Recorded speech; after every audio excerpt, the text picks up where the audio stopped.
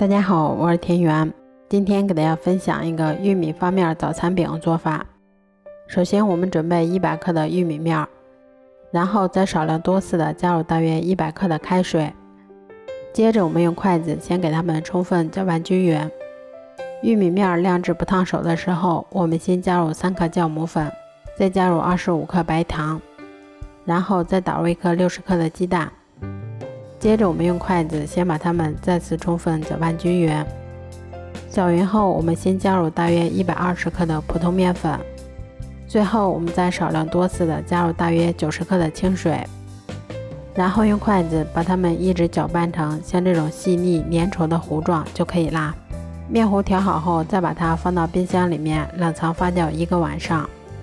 早上起来后，我们用筷子先给它搅拌几下，排出里面的空气。接着我们把电饼铛先预热刷油，然后再用勺子依次舀入我们调好的面糊，全程用中火慢烙，中间给它们勤翻动一下，确保受热均匀。最后一直烙至两面金黄后就可以出锅啦。这样做出的玉米发面早餐饼吃起来松软细腻又香甜，味道比外面买的油条还要好。如果喜欢的话就试试吧。喜欢我的视频就关注我吧，谢谢您的支持。